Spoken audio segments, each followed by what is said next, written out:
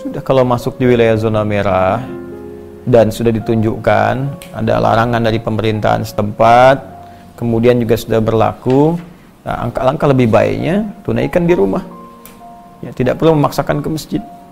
Ya, hadis yang terkait dengan ini? Nabi SAW pernah menyampaikan dalam hadis riwayat sahabat Abu Hurairah radhiyallahu taala anhu, Nabi menyampaikan, "Idza maridal 'abdu aw safar kutiba lahu mithla ma kana 'alaihi muqiman sahihan." Ya, jika seorang hamba sakit atau sedang dalam perjalanan atau dalam kondisi tidak bisa memungkinkan menunaikan amalan rutinnya karena kondisi tertentu, ya, maka dia mendapatkan pahala yang sama dalam kondisi dia sehat dan mukim, walaupun mengerjakan amalan tidak seperti mulanya. Contoh paling gampang begini.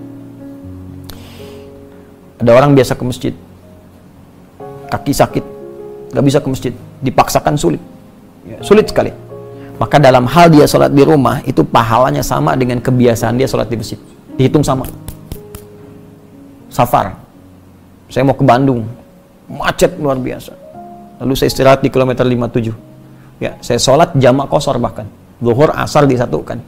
Dua, bahkan nggak sholat sunnah. Ya, itu kebiasaan saya tetap dituliskan serupa. Pahalanya tetap sempurna, sunnahnya dituliskan karena kebiasaan kita sebelumnya. Jadi jangan khawatir kalau Anda memang yang sudah terbiasa ke masjid, pasti ada kerinduan, pasti itu. Ada pengen, rindu, ya sudah ada kebiasaan, tiba-tiba memang di situ isunya luas, tersebar, zonanya merah. Bukan hanya zona merah, kadang-kadang zona kan dibuat umum. Ya, misalnya sudah ada suspeknya, nggak bisa diprediksi apa seperti apa, dan dia tunaikan di rumah. Ya, apalagi khawatir. Ya, misalnya kalau ke masjid saya khawatir, ya sudah di rumah. Ya, tapi dalam kondisi ini pun tetap di masjid itu ada yang bertugas untuk adzan, ya, dan yang standar di situ untuk memakmurkan masjidnya. Jadi jangan sampai ada kalimat nutup masjid. Aneh itu. Jadi mohon maaf, jadi jangan sampai ada kalimat yang keliru. Ini saya perhatikan banyak mufti nih saat-saat ini. Jadi semua orang kayak pada jadi mufti ahli fatwa ini. Padahal kan tempatkan pada tempatnya. Jadi bukan menutup masjid. Oh ya, hanya mengalihkan berjamaah ke rumah bagi wilayah yang terdampak. Ya, cuman yang adzan yang tinggal di masjid ya tetap adzan di situ, imam rawatib di situ yang tinggal. Ya, yang lain di rumah. Kecuali kalau wilayah-wilayah yang zona hijau, yang nggak banyak terdampak, atau misalnya di komplek yang sudah terisolasi, komunikasinya bagus, orang luar nggak boleh masuk, yang di situ saja misalnya yang menunaikan. Prinsipnya berjamaah itu sederhana sih. Orang sakit itu pasti nggak ke masjid. Gitu. Jelas ya? Jadi saya kira sangat jelas. Anda khawatir, Anda tidak perlu ke masjid, tetap tunaikan di rumah.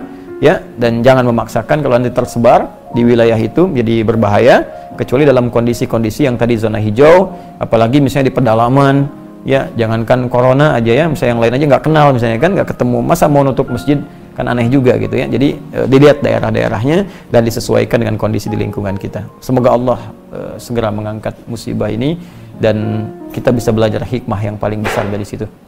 Ya, sebetulnya begini, kita harus banyak merenung ya. Kenapa Allah sampai mengeluarkan kita dari rumahnya? Antum biasa main ke rumah saya bilang jangan datang. Lama gitu. Ya. Kira-kira perasaan antum gimana? Hah? Bukan karena kangen, Anda pasti akan bertanya, saya salah apa? Ya. Kamu gak usah ke rumah saya dulu deh. Ya kan? Pasti Anda akan bertanya, saya salah apa? Sekarang Allah lewat fenomena ini meminta kita keluar dari rumahnya. Sebagian tempat, banyak tempat. Jadi orang yang imannya sadar pasti akan bertanya, ya Allah, saya salah apa gitu? Apa yang saya perbuat selama ini? Atau apa yang salah di lingkungan saya? Karena kadang kita nggak salah tapi ada perbuatan lain yang dikerjakan oleh satu orang yang lain berdampak. Ya, ada yang demikian sifatnya. Orang mabuk berkendaraan, yang mabuk dia, cuman kendaraan nyasar sana sini, yang ketabrak orang banyak. Ya, makanya mabuk dilarang, minuman keras dilarang karena bisa membahayakan orang lain. Ada perbuatan buruk saat dikerjakan orang yang baik bisa terdampak. Zina, makan makanan haram. Memang ente yang zina, ya, tapi perbuatan Anda itu bisa berdampak kepada banyak orang. Jangan katakan emansipasi ini sampai bangga, sampai menyampaikan di media, saya punya anak hasil ini begini begitu. Anda yang melakukan, tapi hasil Anda itu berdampak buruk bagi yang lain. Makanya saya pikir ini waktu yang pantas untuk bertobat untuk kita semua. Ya, malam bangun. Minimal satu-satu di antara kita itu bertobat, minta sama Allah, minta ampun, ya Allah ampuni saya. Ya, jangan berpikir tentang kiamat yang besar gitu. Kiamat kecil saja belum tentu kita siap. Kiamat kecil itu kematian. Itu kiamat kita. Dan belum tentu semua orang siap menghadapi itu. Karena itu duduk. Ya Allah sudah sangat sayang kepada kita mengingatkan. Ada yang salah, cepat perbaiki. Ya, tata kembali, pelajari apa yang salah selama ini. Ini kan dengan musibah itu kadang tampak segala hal yang bisa diperbaiki. Genteng bocor. Begitu kita lihat bocor di atas, kan ketahuan apa yang salah nih selama ini. Cek lagi, ya sama. Ini pasti kita akan temukan kekurangan-kekurangan. Iman kita minimal bagaimana, kerinduan ke masjid, kerinduan untuk ibadah. Ya, saya kira itu. Wallahu ta'ala a'lam bishawab.